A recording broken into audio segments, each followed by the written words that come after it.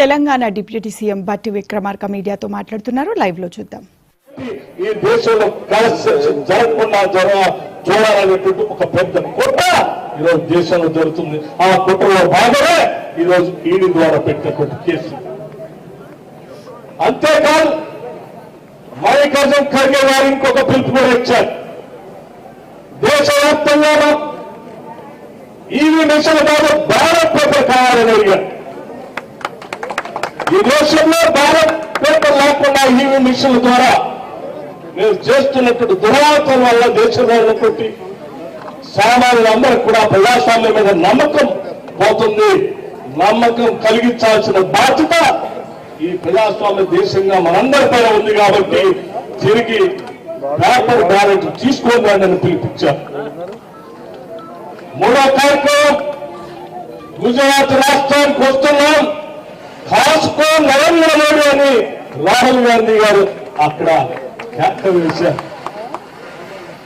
ఈ మూడు అంశాలు ఈరోజు బీజేపీని భయపెడతా ఉన్నాయి, కేంద్ర ప్రభుత్వాన్ని భయపెడతా ఉన్నాయి.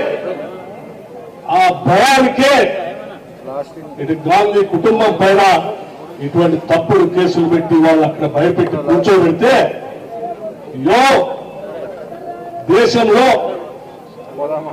ఎంతో త్యాగాలు చేసి అనేక మంది ప్రధానమంత్రిగా చేసి అతిపెద్ద కుటుంబంగా పేరు వచ్చినటువంటి ఆ కుటుంబాన్ని జైల్లో పెట్టడం కోసం, కేసులు పెట్టడం కోసం ప్రయత్నం చేస్తా ఉంటే మనమెంత అని చెప్పి ప్రతివారు భయపడాలనేటువంటి ఆలోచనతో మీరు చేసిన కుట్ర తప్ప ఇందులో ఏమీ లేదనేటువంటి విషయం ఈ దేశంలో ఉన్నారు అందరికీ తెలుసు, విజ్ఞులందరికీ తెలుసు, లాయర్లకు తెలుసు, న్యాయస్థానానికి తెలుసు, ప్రజాస్వామ్యవాదులకి తెలుసు. అందుకే ఈరోజు దేశవ్యాప్తంగా ఒక పిలుపిస్తే కోట్లాది మంది ప్రజలు బయటకు వచ్చి ఈరోజు గాంధీ కుటుంబానికి, కాంగ్రెస్ పార్టీకి మద్దతు తెలుపుతూ ఈ రకంగా ఎండలక కూడా లెక్క చేయకుండా గంటల తరబడి కూర్చొని నిరసన తెలియజేసే కార్యక్రమం చేస్తా ఉన్నాం. దీనితోనే మా పెద్దలందరూ చెప్పినట్టు రాబోయేటువంటి సాధారణ ఎన్నికల్లో, పార్లమెంట్ ఎన్నికల్లో కాంగ్రెస్ పార్టీ యొక్క సత్తా ఏంటో చూపిస్తాం. ఈ దేశ ప్రజాస్వామ్యంతా కూడా ఈ దేశంలో ప్రజాస్వామ్యాన్ని కాపాడుకోవడం కోసం భారతీయ జనతా పార్టీని పక్కన పెట్టి అఖిల భారత కాంగ్రెస్ కమిటీని అత్యధిక మెజార్టీతో గెలిపించుకుంటాం.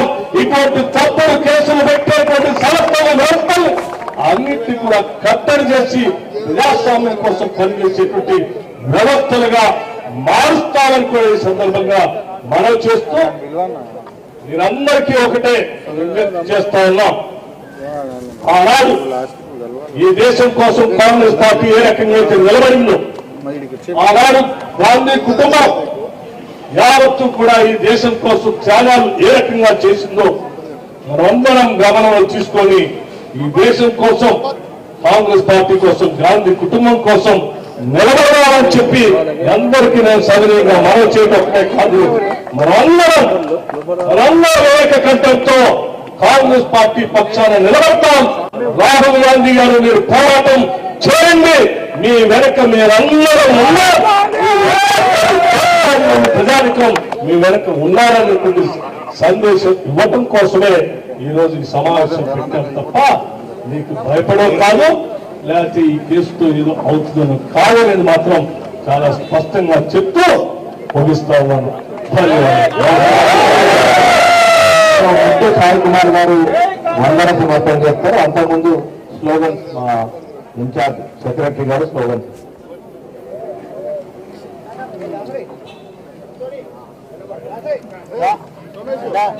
మోడీ తోరీ తానాశాహీ, మోడీ తోరీ తానాశాహీ,